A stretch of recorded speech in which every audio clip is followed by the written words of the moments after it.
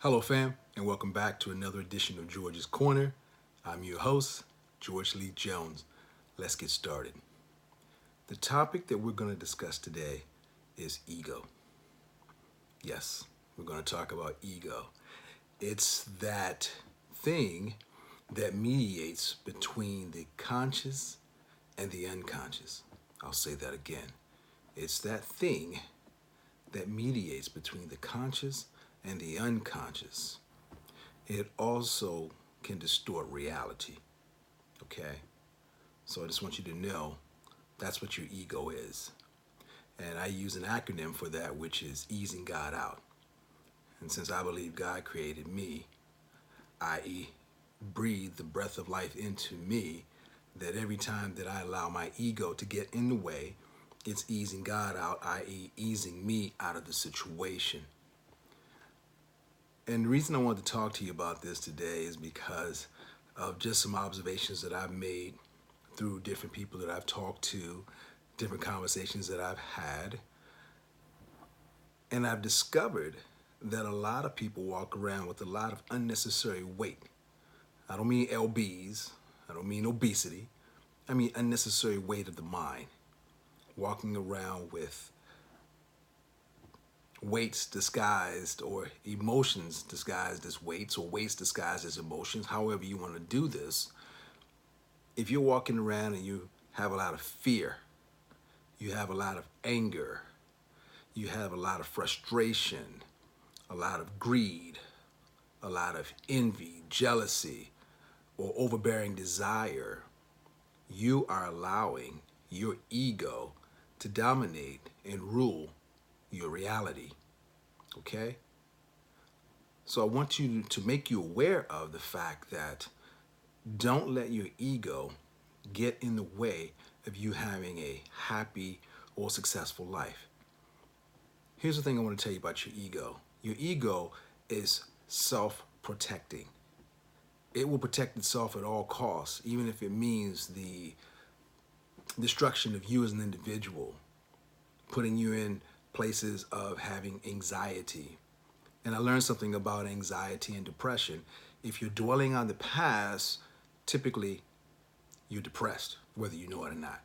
And if you're looking too far into the future, you're being anxious, so you're dealing with anxiety. So your reality should be at all times living in the present, living in the now. Now, what your ego wants to tell you is to live in a competitive plane. Follow me with this. Your ego wants you to always be looking side to side, left, right, whatever that case may be for you, comparing yourself with other people. That's what I'm trying to say. That's what your ego wants to do. Your ego wants you to look across the fence and say, hey, why is his grass greener? Shouldn't ours be greener? Then you get yourself into a very competitive spirit. Don't allow that to happen. Again, your ego is the in-between of your conscious and your unconscious. And for a lot of you, I want you to actually listen to the words that I'm saying, do your due diligence, find out the definitions of these words so that way you can plot a nice plan or strategy for the rest of your life. When you hear people say things like, oh, he or she is very egotistical, that's never a good thing. And I'm sure that you've never taken it that way. But again, the ego is for its own self-protection at the expense of the reality of the individual. So keep in mind when you're walking through life and you have anger towards someone or you're frustrated because of a situation, check yourself and make sure that it's not because you're living in a competitive plane where you're trying to see if what you're doing is better or outdoing the other person. Because as we talked about before, you don't want to live in a competitive plane. And if you were going to compete with the ideals in your own mind, meaning set goals for yourself, accomplish those goals. Don't ever forget the process, because that's where the lesson is. because you're going to have a lot of goals you're going to accomplish through life, hopefully. And the payout is not going to be, or the reward is not going to be the end result of crossing the finish line. The payout is going to be the process it took you to get to that finish line. So don't let your ego get in the way of those things. I can't impress enough upon any of you right now how devastatingly bad letting your ego get in the way of things can be. Practice a little humility. And whenever you feel like things aren't going great in your world, do something great for somebody else. I've said this many a times. Whenever things aren't going well in my world, the first thing I do is I say, you know what? Let me make somebody else's life better. Let me put a smile on someone else's face.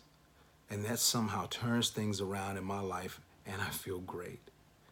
Again, I always tell you guys this. My goal every day is to live in happy land. Just like the rest of you, emotions come and go. I get frustrated, I get sad, I get melancholy, but I keep my eye on the ball. I don't let ego get in the way now that I know what it is. And my pursuit is of happiness, joy, contribution. That's another big one. Contribution to my society at large.